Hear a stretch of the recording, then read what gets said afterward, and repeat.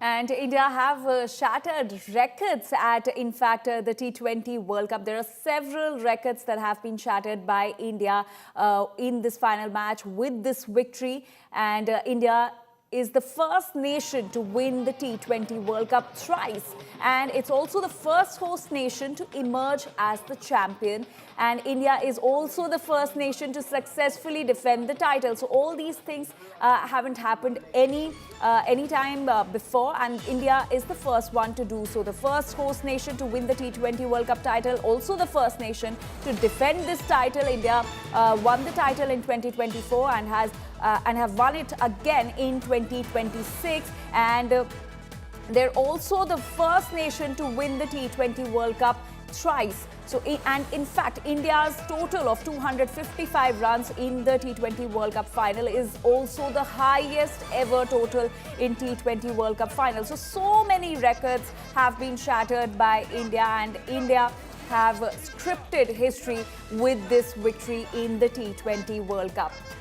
My colleague Siddharth continues to stay with us. Siddharth, let's also talk about Sanju Samson. What a beautiful inning played by Sanju Samson. He was once again the anchor batsman in this final match. I mean, if you want to know the synonym of redemption, it is Sanju Samson.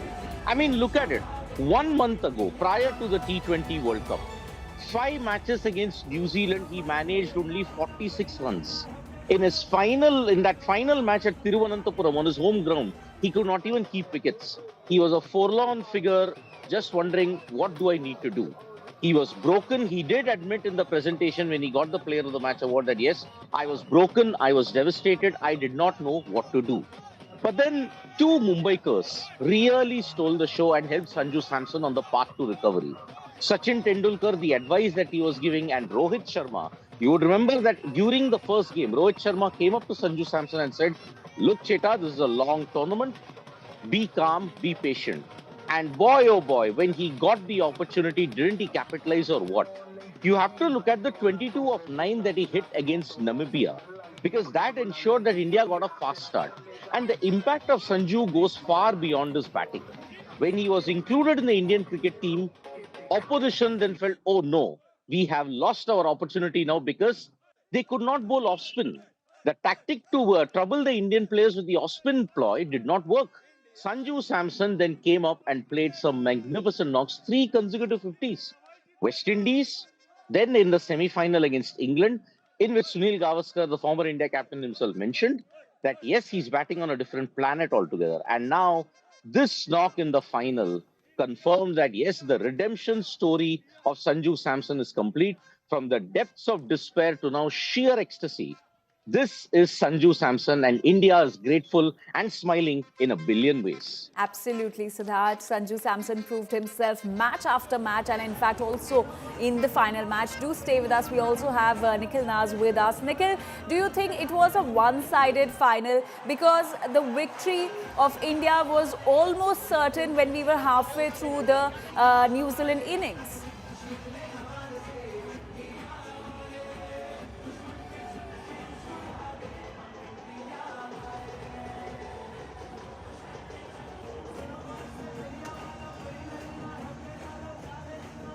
Yes, a one-sided final in the end. A 96-run win is effectively, not just a win.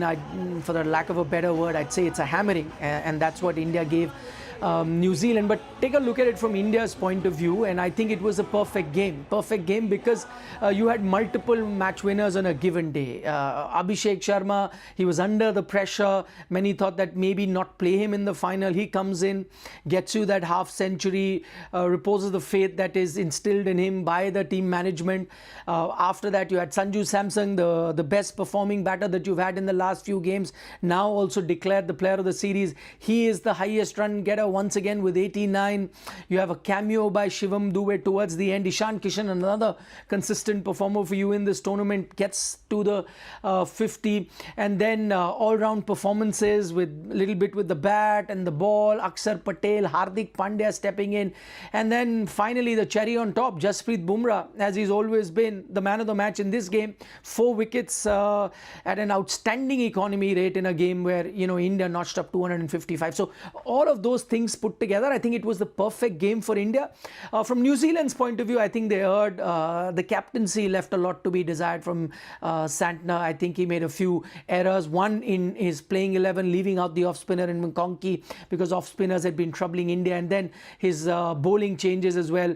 Glenn Phillips just went for 5 runs in his 1 over, never got him back to bowl. So I think New Zealand in that sense also really not performing. But I think eventually this big margin is the other indicator, because I was hearing a lot of noise on social media complaining about the pitch and the nature of the pitch, saying it's a belter of a track. Do we need a track like that? And so in that sense, I'm glad that India beat New Zealand by a margin of 96 runs, goes on to prove to the naysayers that, listen, if you may have the best track on the planet, you still have to go and score the runs. You still need to have the skill to score those runs. India got 255 and New Zealand fell 96 run short. So there was definitely a difference in class, and I think that's what this final also proved.